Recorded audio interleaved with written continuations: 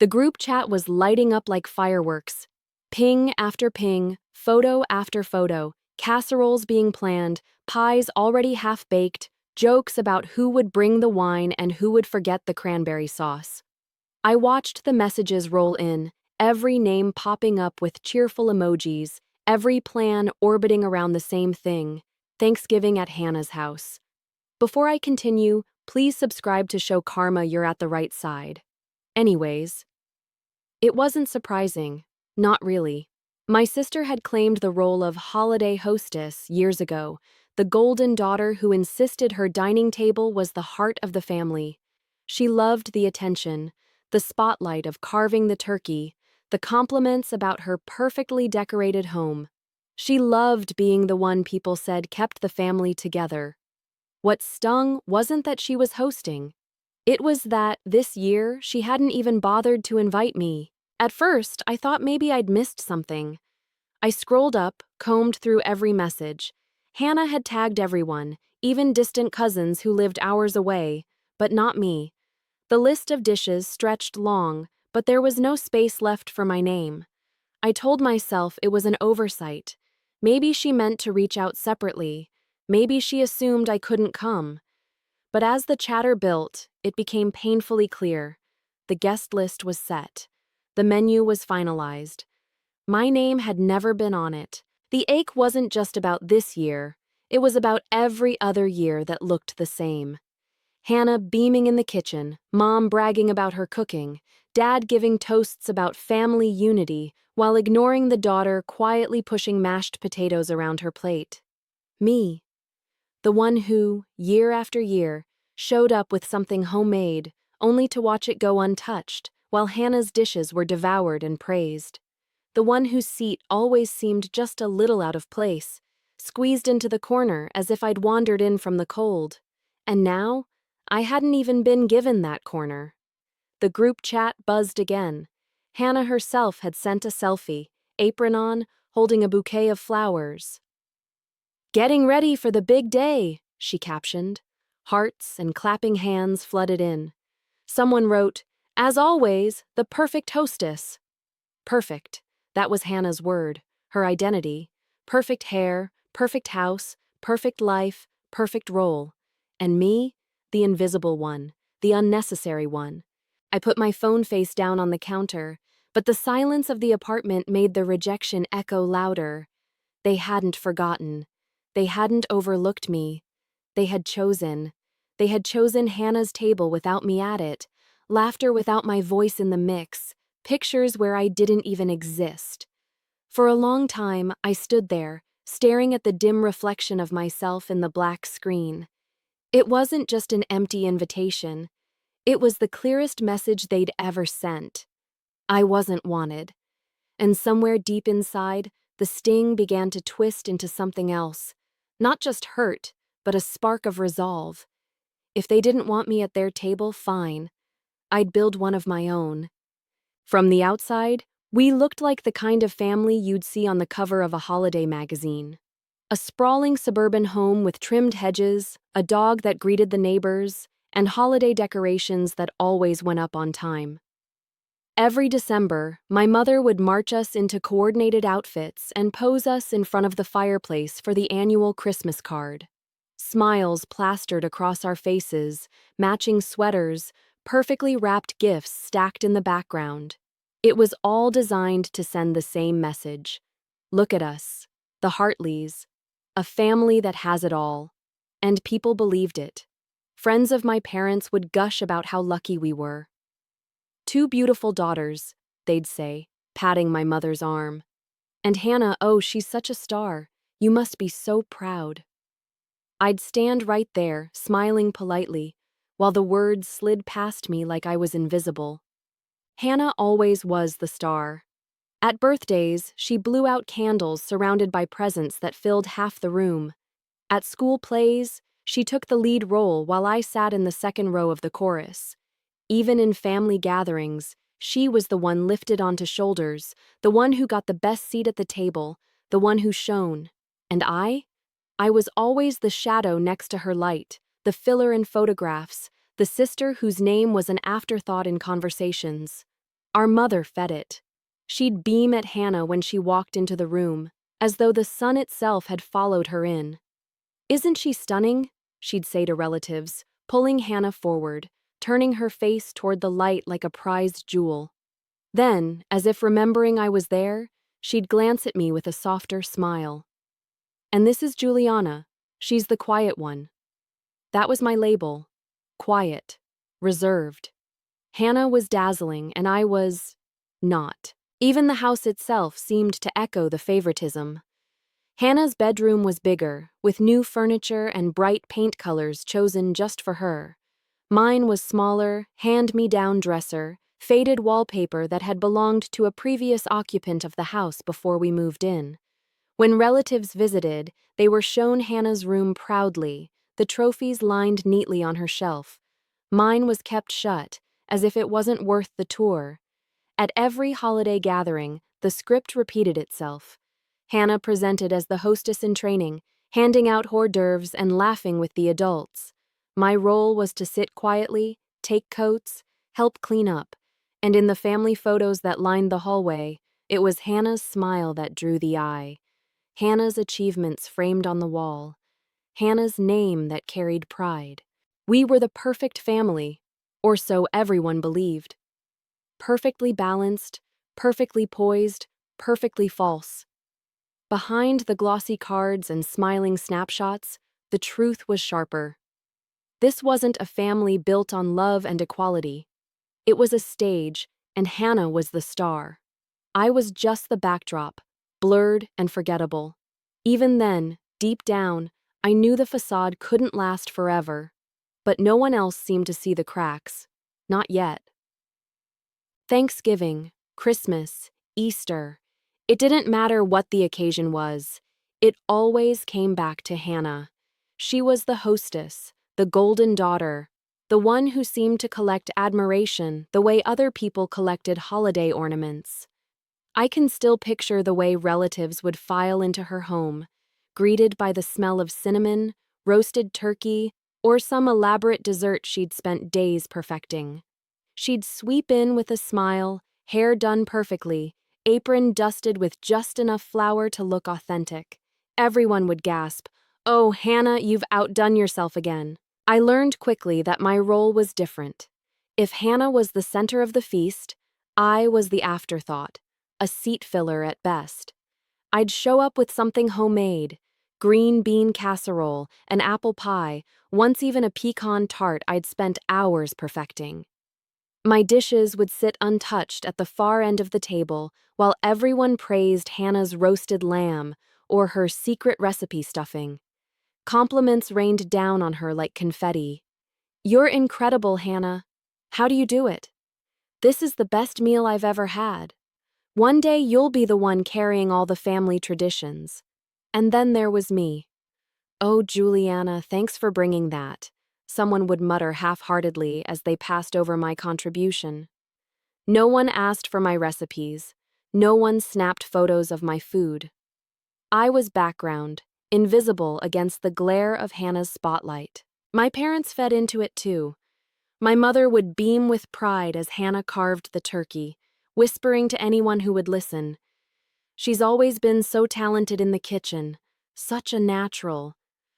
My father would raise his glass, delivering speeches that praised Hannah's effort in bringing the family together.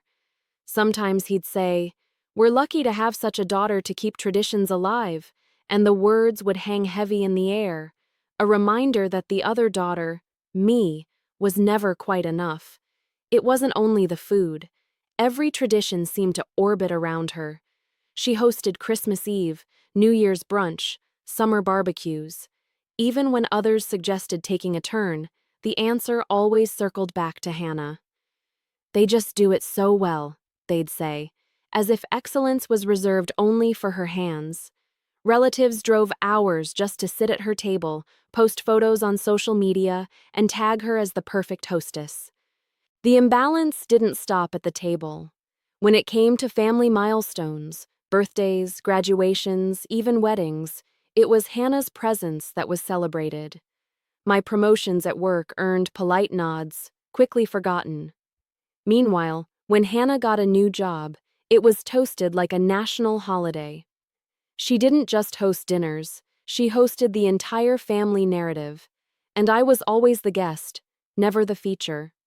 Over time, I stopped expecting acknowledgement. I learned to swallow the disappointment with every slice of Hannah's pie served on china plates, while mine went cold in the kitchen. But deep inside, the ache grew. It wasn't just about the meals or the traditions. It was about the truth no one said aloud. In this family, Hannah wasn't just the hostess. She was the chosen one. And I was the placeholder they never cared to see. The memories come back like flickers of old home videos, each one sharper than the last. Year after year, the same stage was set, the same script played out, and I always knew my part. The extra, the shadow, the one no one noticed. I remember the Thanksgiving when I was 20. I had spent hours on a pumpkin pie recipe I'd practiced for weeks, determined to prove I had something to offer. I carried it into Hannah's kitchen with pride, the crust golden, the filling smooth, the scent of cinnamon filling the air. Hannah barely glanced at it. "Oh, just set it on the counter," she said, waving a manicured hand before turning back to baste her turkey. Later that night, when dessert was served, my pie never even left the counter. Plates were filled with Hannah's pecan tart and apple crumble while mine sat untouched until someone finally tossed it in the trash. No one mentioned it. No one thanked me. Another year, I offered to host. I had just moved into a small but cozy apartment, and I thought it would be the perfect chance to show I could create something of my own. I imagined candles on the table, dishes simmering on the stove, family filling my modest space with laughter. But when I brought it up, the room went quiet. Then my mother chuckled lightly. "Oh, sweetie, that's kind. But Hannah has the space. We'll keep it there." The conversation moved on, and my offer vanished like it had never been made. Even when I was present, I was invisible.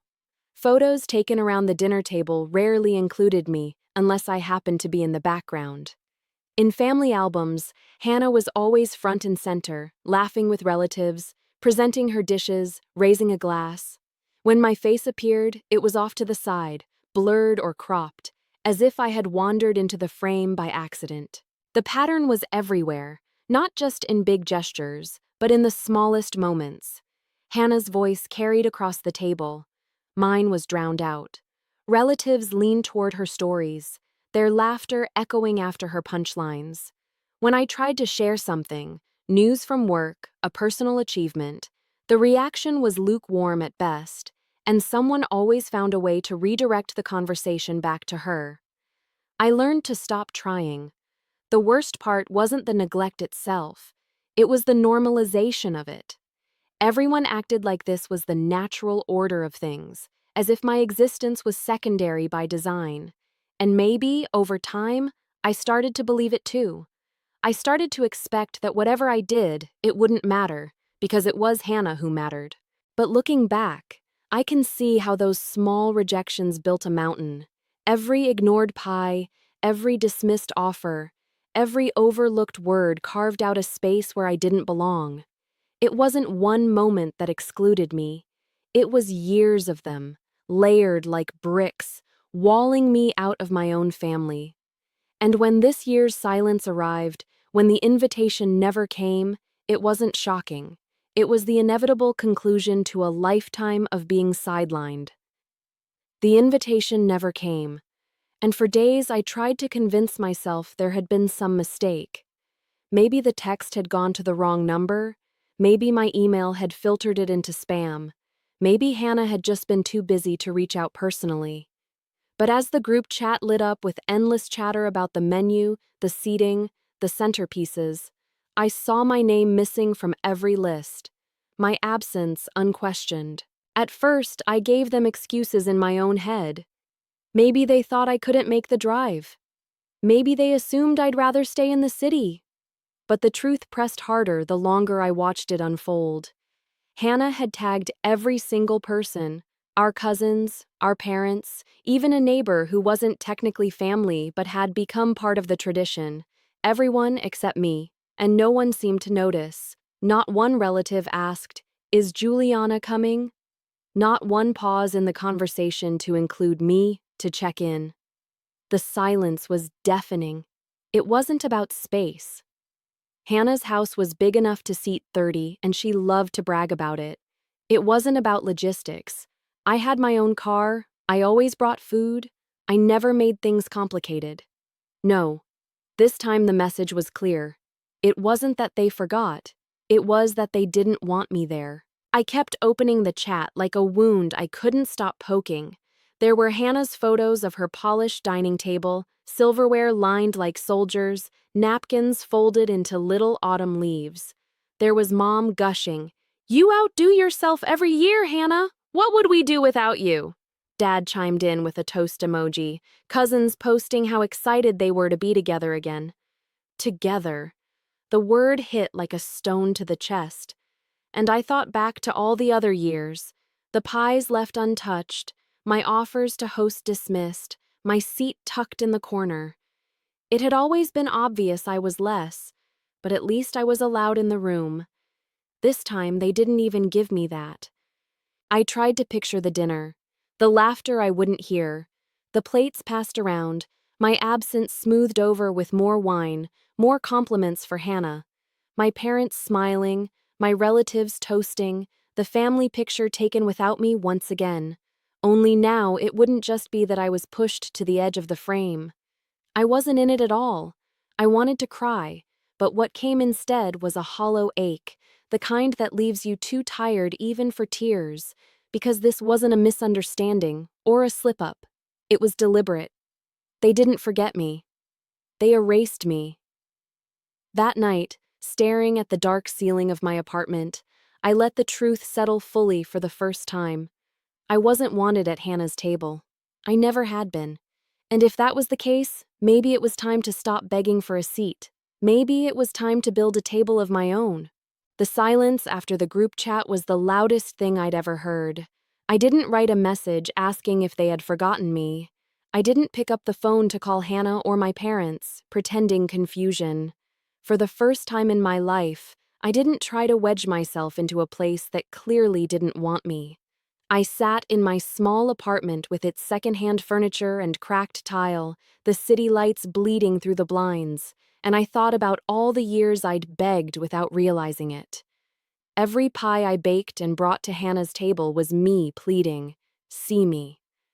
Every offer to host that was brushed aside was me whispering, "Choose me." Every time I smiled in those family photos, even as I stood in the background, was me silently asking, "Don't forget me." And still, I had been forgotten. No, worse, I had been dismissed. That night, I decided something inside me had been broken enough. I would not beg again. I would not stretch myself thinner just to prove I was worthy of the crumbs of recognition Hannah was handed by default. I would not sit outside her glow, hoping for warmth. If she wanted to be the golden hostess, the perfect daughter, the center of every photograph, she could keep it. Because I was finished playing the shadow. The decision wasn't loud, it wasn't dramatic. It was quiet, steady, like a door closing softly but firmly, a resolve that settled in my chest heavier than anger, but lighter than grief. I didn't belong at that table, and for once, I didn't want to anymore. I thought about what approval from them had ever really brought me. Did my mother's dismissive smile ever fill me with pride?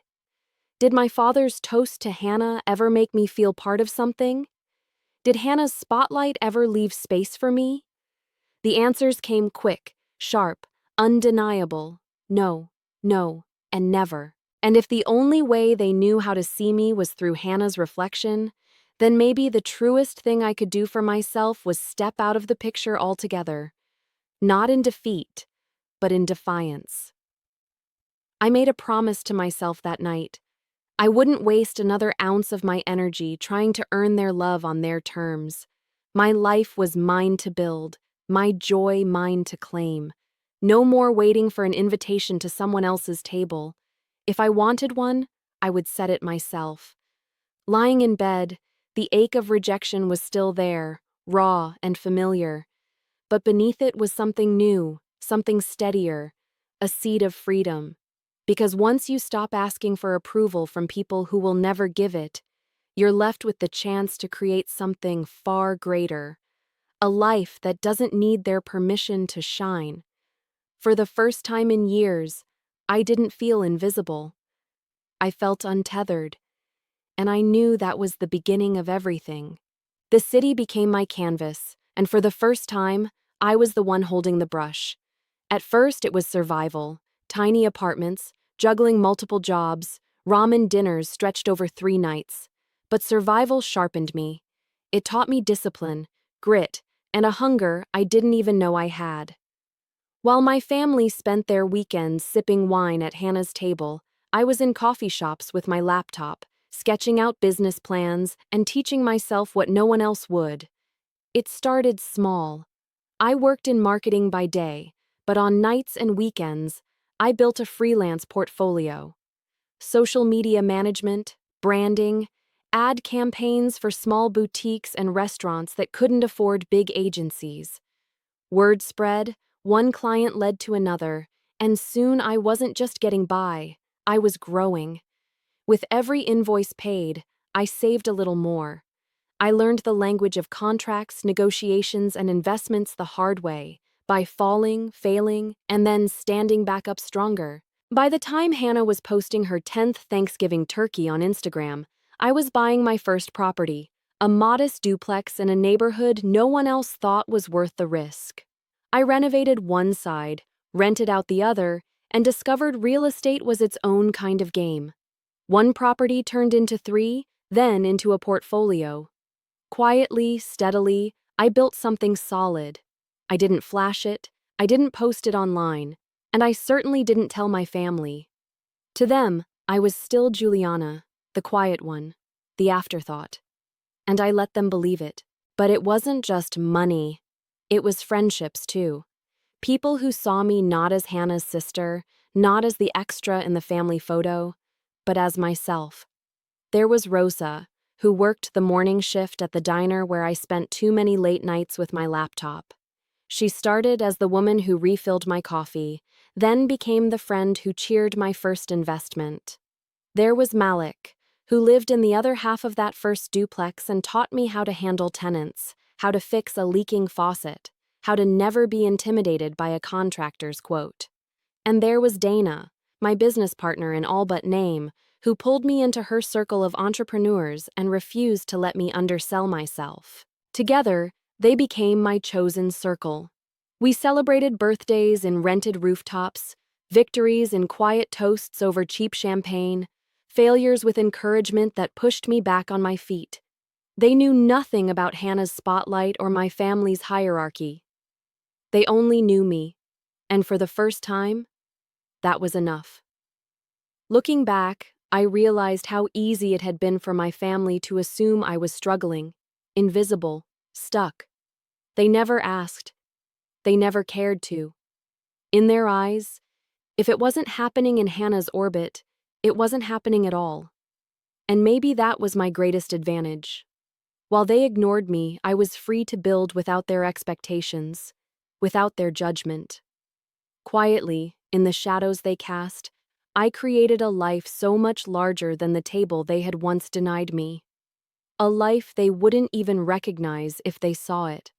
And that truth gave me more satisfaction than any empty compliment ever could. No one ever asked how I was doing, and I never volunteered the truth. That silence became my shield, and behind it, I built an entire world they knew nothing about. What my family saw was the same quiet Juliana they'd always dismissed. The sister who sat in the corner, who wasn't worth an invitation. What they didn't see was the hours I poured into my work, the risks I took, and the wins that followed. The turning point came with a tech startup. I'd started consulting for them in their early days, helping with branding, outreach, and marketing strategy. At first, it was just another client, another paycheck. But I saw something others didn't, the potential for it to grow into something massive. So I negotiated equity instead of cash. My family would have laughed at the gamble, called it naive. But when the company sold 3 years later, my gamble turned into a windfall. Overnight, I became a millionaire. I didn't buy designer bags or plaster it across social media. I didn't call my parents to brag or try to prove them wrong. Instead, I reinvested. Real estate, stocks, ventures others were too cautious to touch. Some failed, but the wins outweighed them. My net worth grew quietly, like a snowball rolling downhill, unstoppable once it gained momentum. And then came Aspen, a ski estate perched on the mountainside, worth nearly 10 million, with glass walls that opened to endless views of powdery slopes and pine forests. A place I had dreamed of, not to flaunt, but to live. I had walked through dozens of properties, but the moment I stepped onto that wide wooden deck overlooking the peaks, I knew it was mine. It wasn't just a house, it was proof of everything I'd built in silence. The irony wasn't lost on me. My parents had spent years gushing about Hannah's suburban colonial with its granite countertops and Pinterest-perfect kitchen. They had called it the pride of the family, the heart of every holiday. Meanwhile, their invisible daughter had bought a home that dwarfed it in both beauty and worth. But I kept it secret. Not because I was ashamed, because I didn't need their validation anymore. This was mine, untouched by their judgment. My friends knew. The ones who had been there through ramen dinners and late nights cheered when I invited them to Aspen for the first time. They skied down the slopes, drank hot cocoa by the stone fireplace, and toasted not just the house, but the journey that led to it. They reminded me of what family should feel like: supportive, joyful, proud. My actual family, though? They still believed I was scraping by, living small, barely present. They had no idea that the sister they ignored had risen higher than they could imagine. And I liked it that way. Let them underestimate me. Let them laugh at Hannah's table while I sat at mine, with 10 million reasons to know my worth. The fortune wasn't the revenge. The peace it gave me, that was.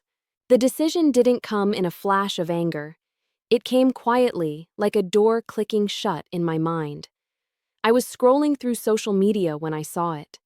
Hannah had posted one of her smug little teasers, a photo of her dining table half set, with the caption, "Exclusive guest list this year, can't wait," to celebrate with the best of the best. Dozens of comments poured in, family and friends showering her with praise, already lining up to tell her how perfect the night would be. I stared at the word exclusive until it blurred. That wasn't an accident. It wasn't just a party. It was a statement. I wasn't welcome. But for once, instead of feeling the familiar ache of rejection, something inside me stirred differently. If she wanted exclusivity, fine. She could keep her curated table of favorites. I had something better: room for everyone else. I thought of the cousins who always seemed a little uncomfortable at Hannah's dinners, the ones who whispered to me in the kitchen about how exhausting her theatrics were. I thought of the aunt who was never seated near the adults, always shoved toward the end of the kids' table, even though her children were grown. I thought of the neighbors she used to invite for show, but never really included. They were the forgotten ones, just like me. And suddenly, the plan was crystal clear. Why should Hannah's table get to decide who mattered? Why should she get to hold power over who was included, who was celebrated, who was erased? I had spent years being sidelined, but now I had the means, the space, and the will to create something different. A table without conditions, a gathering without favoritism. The ski house in Aspen came to mind immediately.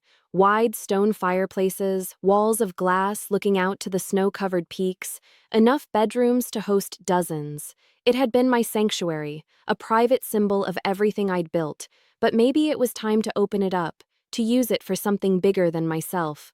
I wouldn't post about it. I wouldn't flaunt. I would simply extend invitations to the ones left behind, the ones overlooked, the ones tired of playing Hannah's game. The text practically wrote itself in my head. If you're free this Thanksgiving and want a place where everyone's welcome, my doors are open. It wasn't about stealing her spotlight, though I'd be lying if I said the thought didn't satisfy me.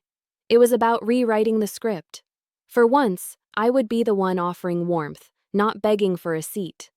For once, people would come because they wanted to, not because they were expected to worship Hannah. As the idea settled in my chest, I felt something I hadn't in years: anticipation, not for Hannah's approval, not for scraps of validation, but for something of my own making. She could have her exclusive Thanksgiving. Mine would be unforgettable, not because it was perfect, but because it would be real. I sat at my desk with my phone in hand, staring at the blinking cursor on a blank message. For a moment, doubt crept in. What if no one wanted to come? What if everyone was too afraid of Hannah's reaction, too tethered to the illusion of her perfect table to risk something different? But then I thought about all those faces at past dinners. The polite smiles, the stiff small talk, the glances they'd shoot me when Hannah turned her back. I remembered the sighs, the quiet frustrations, the way people went along with her control because it was easier. I knew I wasn't the only one who felt left out, so I started typing. My message was simple, nothing flashy. If you don't have plans for Thanksgiving or just want a place where everyone's welcome, I'd love for you to join me at my place in Aspen. Good food, good company, no drama. I hesitated only a second before pressing send to a small group. My cousins, the aunt who always ended up at the end of the table, the neighbor Hannah had once bragged about inviting but never truly included. Then I sent it to a few old friends I hadn't seen in a while, people I knew didn't have family nearby. And then the responses started rolling in. At first, a few cautious ones. Wait, you mean it? Aspen? Is this serious? When I replied with a photo of my house against the snowy mountains, followed by a smiley face, the tone shifted. Oh my God, Juliana, that's incredible. Of course we'll come. I can bring dessert. Do you need me to cook something? It didn't stop. The list grew. Cousins who had always quietly resented being treated like extras in Hannah's show wrote back with eagerness. A college friend I hadn't spoken to in years messaged, "I'd been dreading a lonely Thanksgiving. This means everything." Even the neighbor I'd almost left off replied within minutes. I thought I was the only one who felt invisible. Count me in. One by one, the yes messages lit up my screen. Not polite, obligatory acceptances like the kind Hannah always demanded. These were genuine, overflowing with relief and excitement. I could practically feel their shoulders relaxing through the texts. I leaned back in my chair, watching the confirmations pile up, and felt a strange, quiet joy settle over me. For years, I had been the afterthought, the one excluded, erased, invisible. Now I was the one opening the door, the one offering a seat at the table. And people wanted it. Not because they had to, but because they chose to. By the end of the night, my guest list was longer than I'd expected. Longer, I realized with satisfaction, than Hannah's so-called exclusive one. Her curated dinner would be picture perfect, but mine would be alive. Warm. Real. I put down my phone and looked out at the snow falling softly outside the window of my Aspen home. For the first time, Thanksgiving felt like it was truly mine. And the best part? I hadn't begged for a seat at her table. I'd built my own. The first car pulled up just as the sun dipped low, painting the mountains in shades of gold and blue. I stood at the massive glass doors of the ski house, the fire roaring behind me, and felt a flutter of nerves. For so long, I had kept this place private, my secret sanctuary. Now it would be full of people, laughter, and the sounds of celebration. I wondered if they'd believe it was mine, if they'd look at me and finally see the truth, that I had built a life far beyond what my family ever imagined. The crunch of tires on snow grew louder, and then the doorbell chimed. I opened it to find my cousins stepping out of a sleek rental SUV, their breath visible in the cold air. Their eyes widened as they tilted their heads back to take in the full expanse of the estate. The tall beams of stone and cedar, the windows that stretched 2 stories high, the wraparound balcony draped in snow. "Juliana," one of them whispered, "this is yours?" I nodded with a quiet smile. They exchanged glances, their shock plain. I welcomed them in, and soon their coats were off, their voices echoing through the grand entryway. More cars followed. My aunt arrived, tears welling in her eyes as she walked into the great room and saw the massive stone fireplace with flames licking upward, casting a warm glow across the vaulted ceiling. She reached for my hand. "I never knew," she said softly. "You never said." I only shrugged.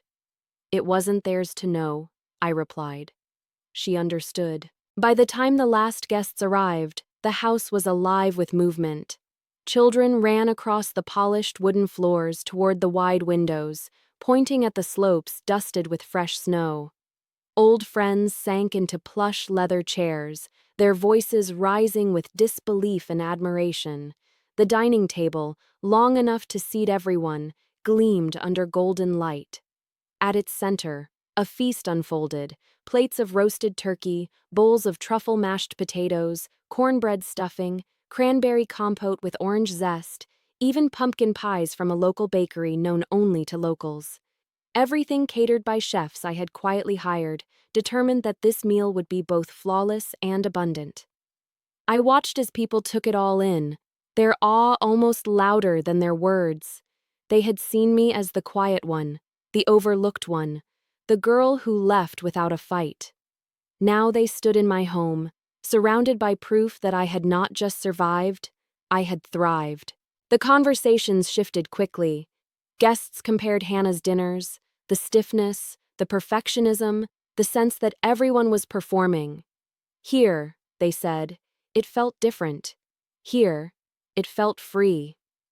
I walked through the room, pouring glasses of wine, checking on the food, laughing with friends, and all the while, a realization pulsed in my chest. This wasn't about revenge. It wasn't about showing them what Hannah could never give.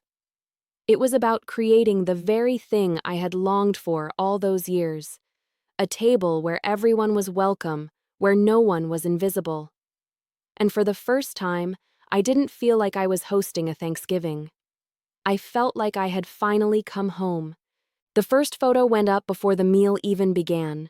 My friend Dana snapped it in front of the windows, the mountains glowing pink with sunset behind us, the table glittering with candles and food. She tagged me without asking, her caption simple: "The most beautiful Thanksgiving I've ever been to. Thank you, Juliana." Within minutes, likes poured in. Guests followed with their own posts: kids playing in the snow outside, people laughing in front of the fireplace, selfies with plates piled high with food. I didn't plan for any of it. I hadn't set out to make a statement online. But as the photos spread, I realized what they showed: joy, abundance, belonging. And me at the center of it all. Not the shadow, not the afterthought, but the host of something unforgettable. By the next morning, the notifications were endless. Friends tagging me, cousins sharing group shots, old classmates commenting things like, "Wait, this is your house?" The story was telling itself. No one needed to know about the years of neglect, the exclusion, the hurt. It was all written in the images. And then Hannah saw it. I knew because her name appeared in the viewer list under one of the tagged photos. My cousin had posted a picture of me at the head of the table, laughing with a glass of wine in hand. The caption read, "Best Thanksgiving ever. Real family, right here." Hannah didn't like it, didn't comment, but I didn't need her to. The silence was louder than anything she could have written. The ripple effect spread quickly. My parents saw. Other relatives saw. Neighbors who had been at Hannah's dinner but scrolled through their feeds later saw. One by one, The cracks in her perfect hostess image widened. For years, she had been the queen of family gatherings, her home the centerpiece of every holiday. But now there was undeniable proof that the sister she excluded had outshone her, not with staged perfection, but with something more powerful: authenticity. I imagined the tension at Hannah's table as she tried to smile, tried to laugh, while everyone's phones buzzed with pictures from my ski house. People would have compared, even if they didn't mean to. Her meticulously arranged turkey versus my sprawling feast. Her polite, posed photos versus the unfiltered joy captured in mine. Her exclusivity against my welcome for all. It wasn't about the wealth, though the $10 million estate made its own statement. It was about the contrast. She had worked so hard to keep me invisible, to make sure I had no place at her table. Yet here I was, radiant at my own, surrounded by people who were happy to be there. I didn't need to say a word to her. The photos spoke for me. They whispered into every corner of her perfect little world, reminding her that the sister she laughed at, the sister she excluded, had built something greater. And for once, I wasn't the one on the outside looking in. She was. The house had finally grown quiet. The laughter had faded into soft goodbyes, the clinking of glasses into silence. Snow still drifted lazily outside, the embers in the fireplace glowing faintly as I walked through the dining room one last time. Plates stacked high, half-empty wine bottles, the faint scent of roasted turkey and cinnamon still hung in the air. It was chaos, but the kind that fills your chest rather than empties it. I stood at the head of the table and let it sink in. For years, I had begged for scraps of belonging, waiting for Hannah or my parents to slide a chair toward me, to look at me and say, "You matter here." Every Thanksgiving, I had carried the sting of being overlooked, of watching them pass around praise like a dish that never reached my plate. And this year, they had finally erased me entirely, leaving me out as if I didn't exist. But instead of breaking me, it had freed me. Looking around the table now, I realized I hadn't just hosted a dinner. I had redefined what a family gathering could be. My guests weren't united by obligation, by appearances, or by a need to maintain a glossy facade. They had come because they wanted to. They had laughed because they felt safe to. They had shared stories and memories without measuring them against Hannah's approval. And in their joy, I had felt something I hadn't in years: peace. It struck me then that I didn't miss my family's table. Not really. I missed the idea of it, the dream of a place where I belonged, even if that dream had never matched the reality. Tonight had proven that I didn't need their invitation to feel whole. I had built my own table, and it was overflowing, with food, with laughter, with love. The irony wasn't lost on me. Hannah's dinner had been about control, about exclusion dressed up as prestige. Mine had been about abundance, and people could feel the difference.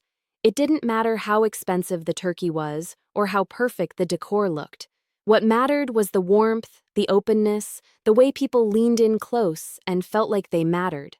I thought back to that first moment when I saw Hannah's smug post about her exclusive guest list, how the word had burned like acid in my chest. But now, standing in my ski house, surrounded by the leftovers of a night that would live in memory, I felt nothing but gratitude that she had shut me out. If she hadn't, I might never have discovered what it feels like to open a door for others, to create something bigger than myself. I reached out and ran my hand across the polished wood of the table, smiling to myself. They had excluded me.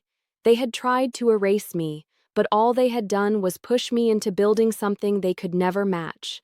They excluded me from Thanksgiving, so I built one they'll never forget. If you enjoyed the story, make sure to subscribe. Until the next time.